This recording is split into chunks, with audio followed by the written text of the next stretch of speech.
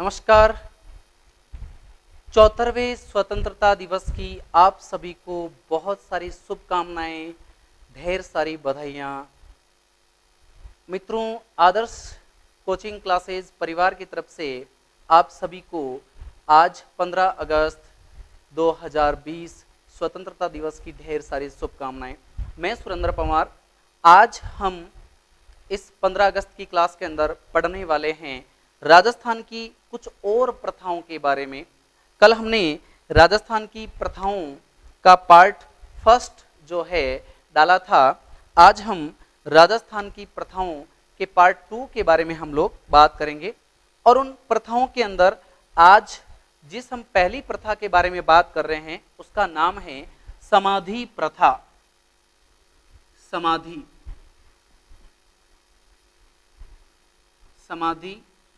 प्रथा। अब प्रश्न आता है कि समाधि क्या होती है। तो सीधी सी बात है, जीते जी मृत्यु को धारण कर लेना।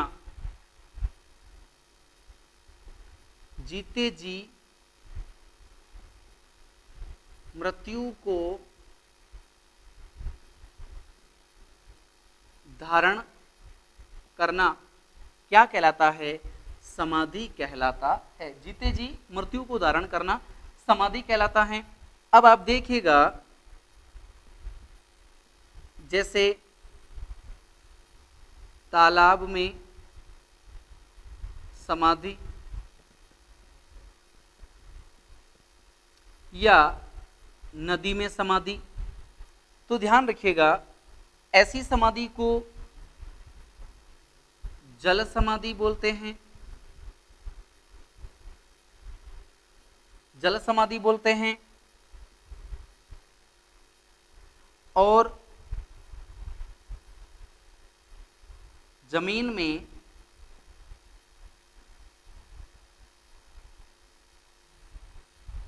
गड्ढा खोदकर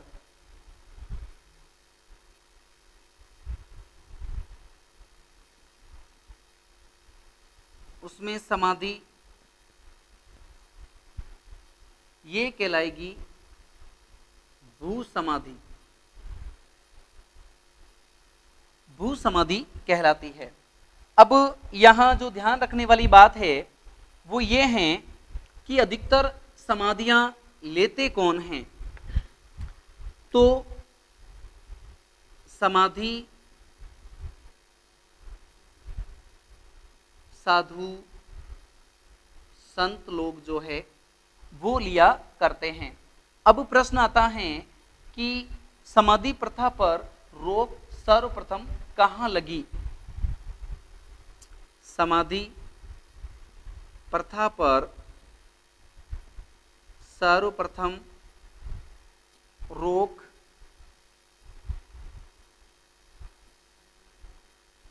कहां, कब,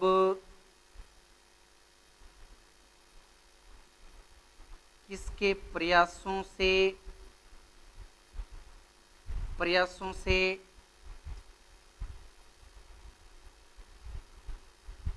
शासक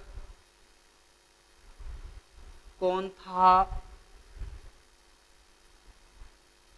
ये तमाम प्रकार के प्रश्न बनते हैं।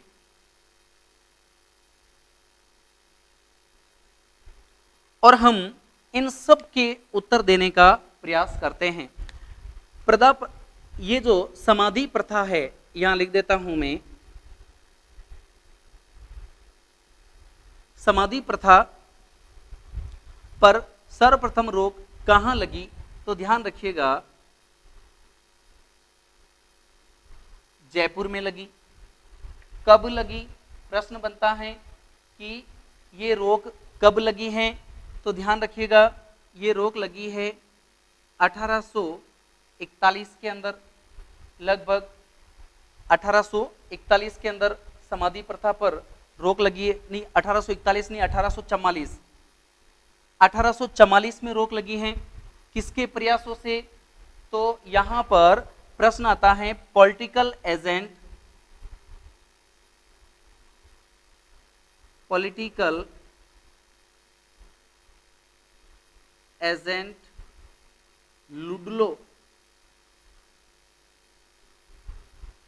लुडलो के प्रयासों से लगी है। ध्यान रखिएगा, पॉलिटिकल एजेंट हैं लुडलो, उसके प्रयासों से लगी हैं। अब सवाल आता है शासक कौन था, तो ध्यान रखिएगा आमेर के राजा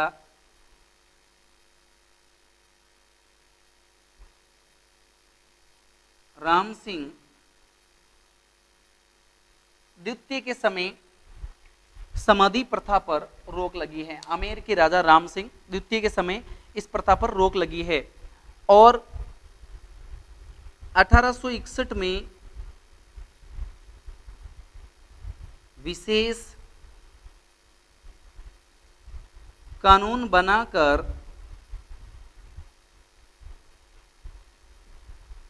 पूर्ण प्रतिबंध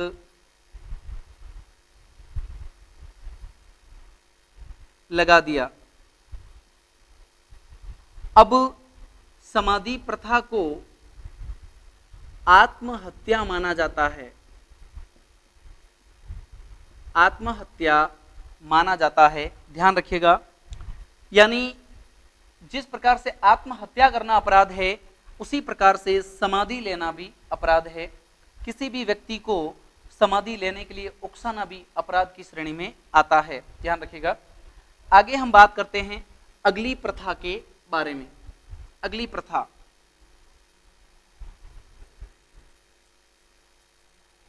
प्रथा आती है बाल विवाह। बाल विवाह, बाल विवाह का सीधा अर्थ होता है 21 का बालक और 18 वर्ष, 21 वर्ष है, ध्यान रखिएगा, 21 वर्ष का बालक और 18 वर्ष की बालिका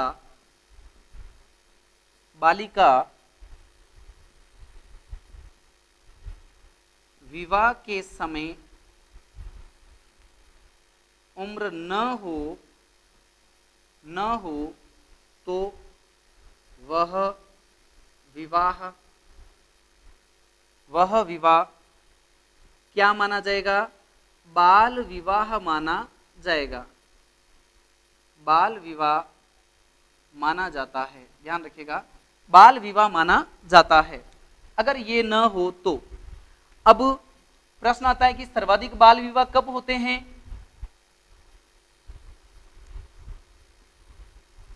सर्वाधिक बाल विवाह कब होते?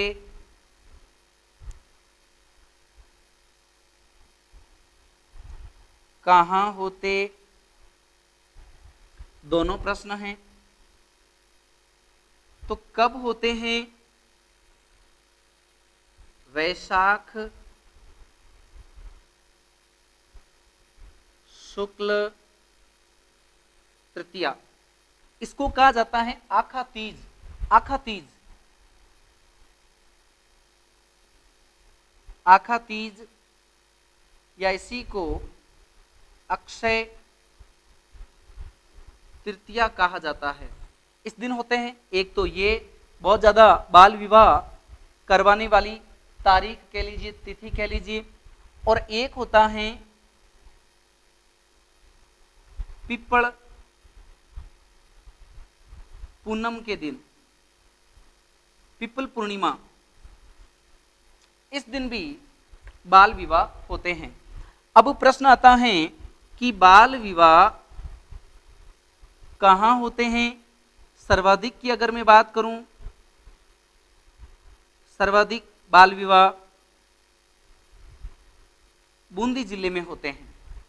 सर्वाधिक बाल विवाह बूंदी जिले में होते हैं। ध्यान रखिएगा, सर्वाधिक बाल विवाह बूंदी जिले में होते हैं। अब प्रश्न आता है कि बाल विवाह को रोकने के लिए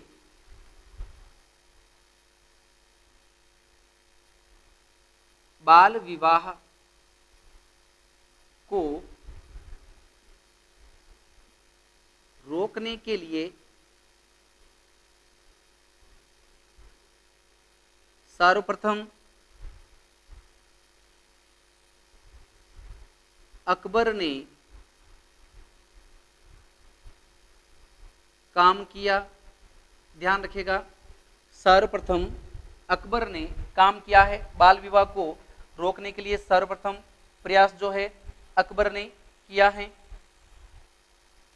उसके बाद में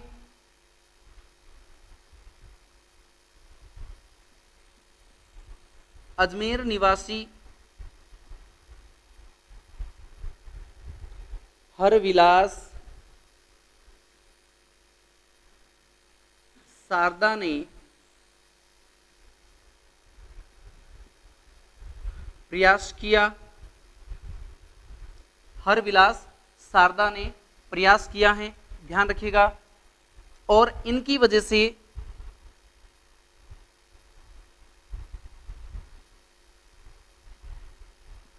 अंग्रेजों ने 1929 में बाल विवाह रोकने के लिए शारदा एक्ट बनाया है। शारदा एक्ट बनाया है। ये शारदा एक्ट राजस्थान में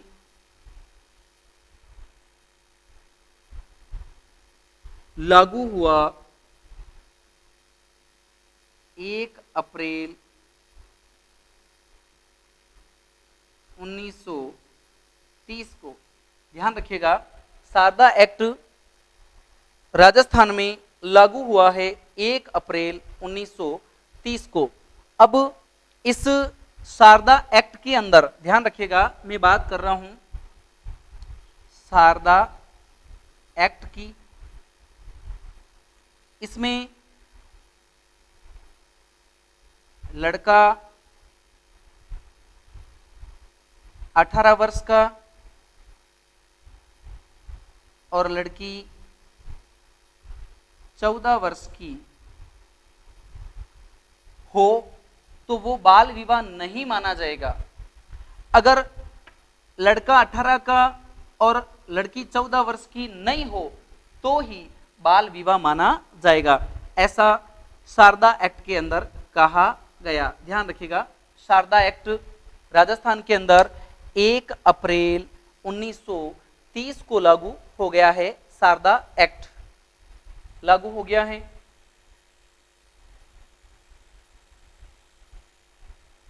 लागू हो गया है।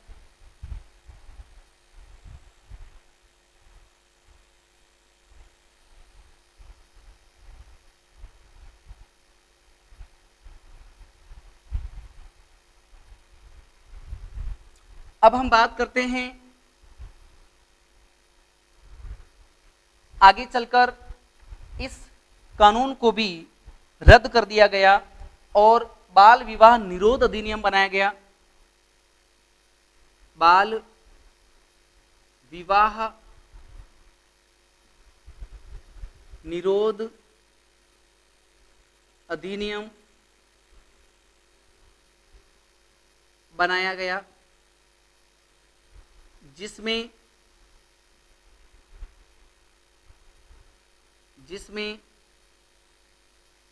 लड़का 21 वर्ष का होना चाहिए, लड़की 18 वर्ष की होनी चाहिए। अब प्रश्न आता है कि राजस्थान के अंदर ध्यान रखिएगा 1985 में जोधपुर में सर्वप्रथम यह एक्ट लागू किया गया। बाल विवाह को रोकने के लिए जो एक्ट बनाया गया है सर्वप्रथम जोधपुर में लागू किया गया है, ध्यान रखिएगा। और जोधपुर में भी ये लागू किसने किया है?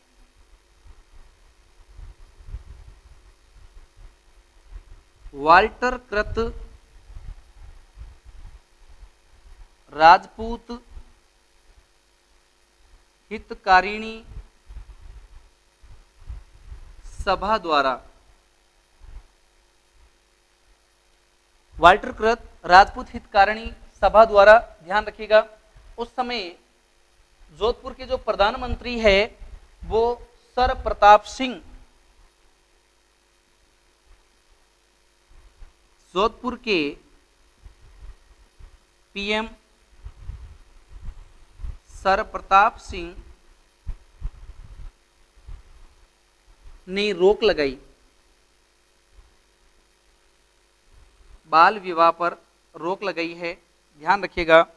जोधपुर के पीएम सर प्रताप सिंह ने। बाल विवाह एक अभिशाप है, ध्यान रखिएगा, जो बहुत ही महंगा पड़ता है लड़कियों और लड़कों दोनों के लिए, ध्यान रखिएगा। बहुत बड़ा अभिशाप है बाल विवाह।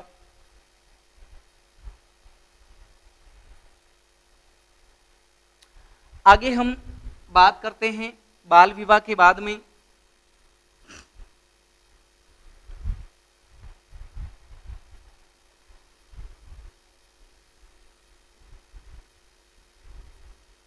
विधवा विवाह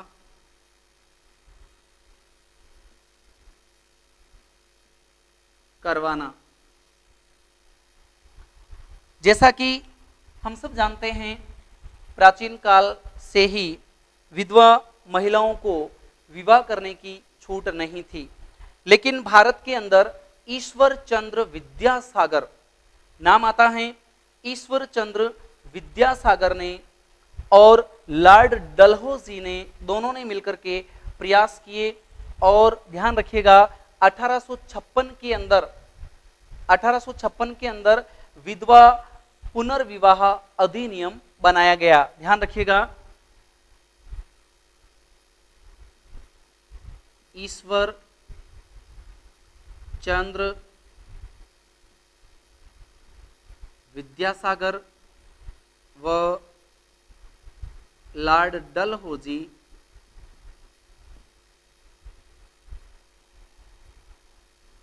के द्वारा, लॉर्ड डलहौजी के द्वारा, ध्यान रखिएगा,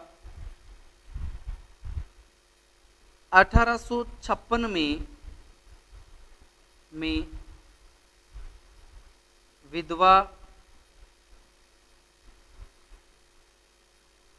पुनर्विवाह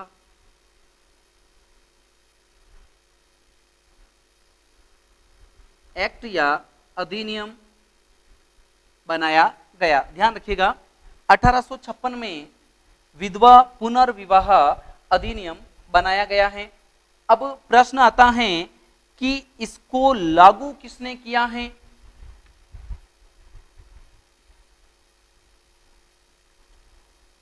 लॉर्ड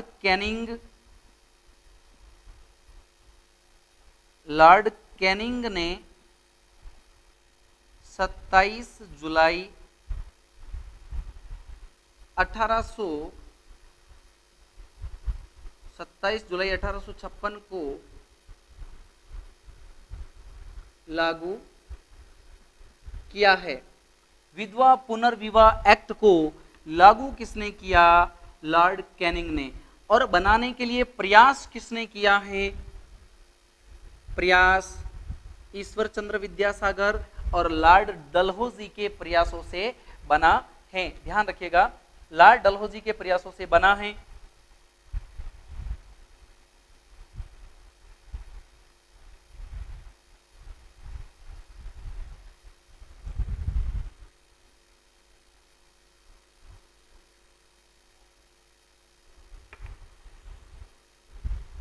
एक पुस्तक है जिसका नाम है विधवा विवाह। इसके लेखक है चांदकरण शारदा,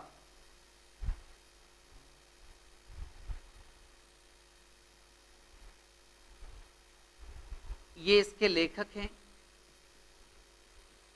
चांदकरण शारदा, विधवा विवाह नामक पुस्तक लिखी है। अब प्रश्न आता है कि राजस्थान में विधवा विवाह को सर्वप्रथम प्रोत्साहन किसने दिया? जयपुर नरेश। राजस्थान में विधवा विवाह को प्रोत्साहन जयपुर नरेश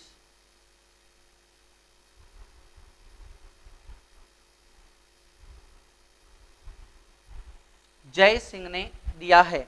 ध्यान रखिएगा, जयपुर नरेश जय सिंह ने दिया है। सवाई जय सिंह हम इन्हें कह सकते हैं, सवाई जय सिंह, सवाई जय सिंह सेकंड।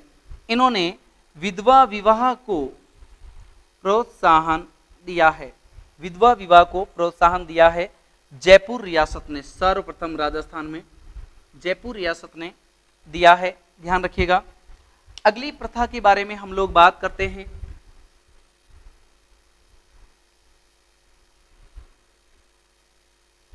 अगली प्रथा का नाम है दास प्रथा।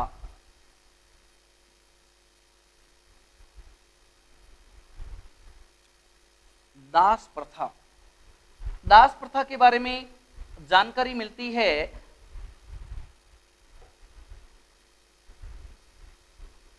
कौटिल्य के अर्थ शास्त्र से।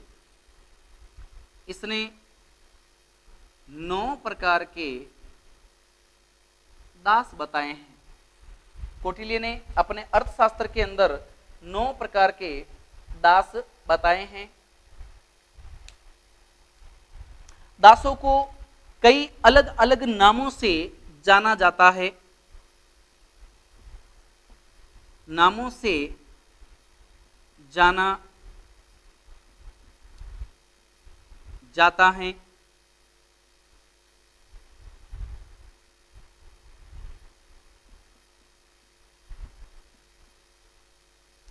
दास को कई नामों से जाना जाता है,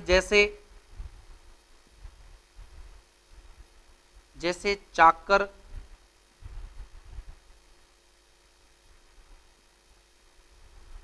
दास,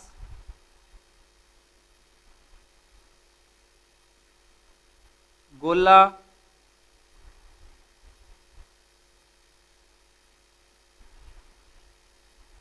दरोगा।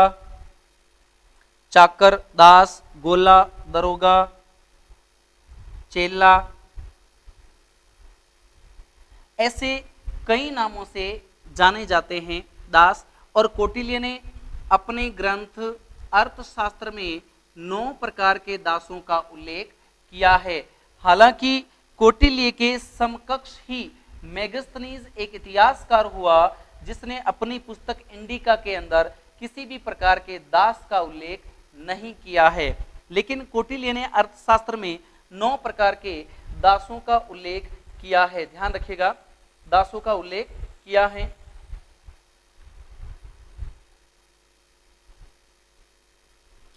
अब प्रश्न बनता है कि ये दास होते कौन हैं? दास होते कौन थे? तो दास युद्ध के अंत में जिन लोगों को बंदी बना लिया जाता उन्हें गुलाम या दास के नाम से जाना जाता। ध्यान रखिएगा,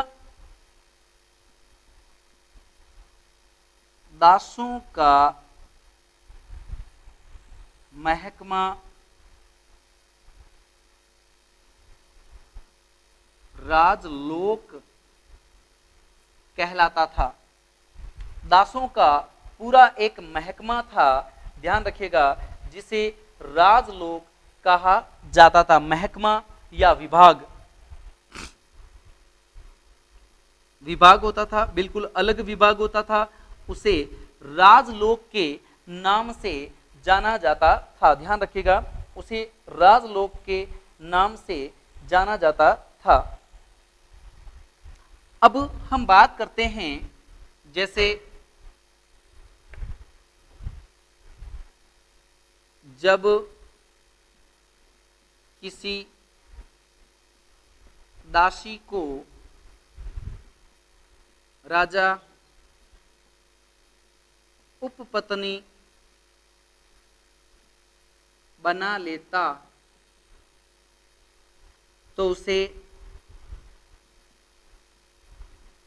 पड़दायत कहा जाता। ध्यान रखिएगा, उसे पड़दायत के नाम से जाना जाता।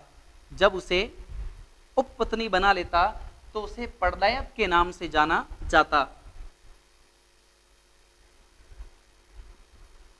अब देखिए, अगर पड़दायत को उसके नाम के आभूषण पहनने की छूट मिलती तो उसे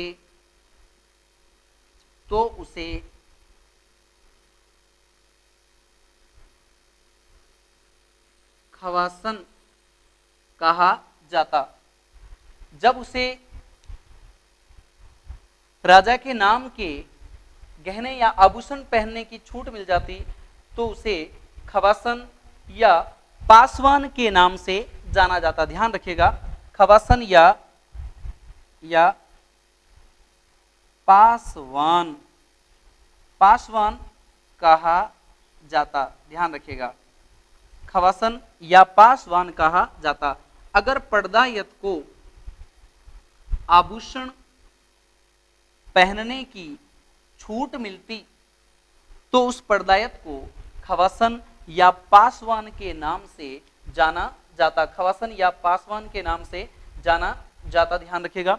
अब हम बात करते हैं इस दास प्रथा पर सर्वप्रथम किसने रोक लगाई है, तो नाम आता है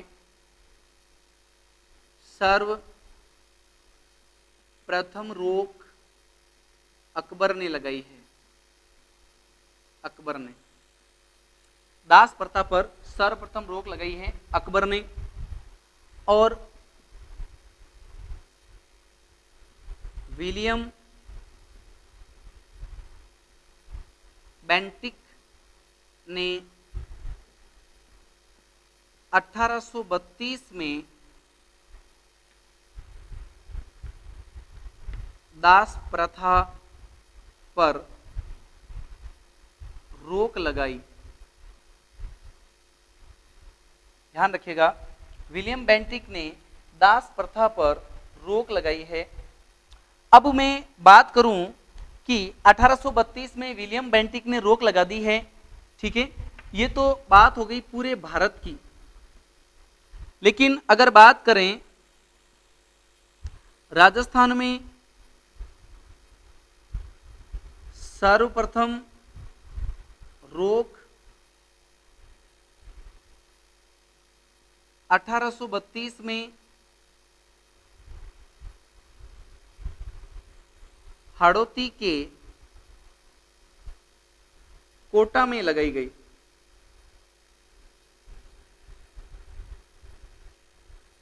हाड़ौती का जिला पड़ता है कोटा।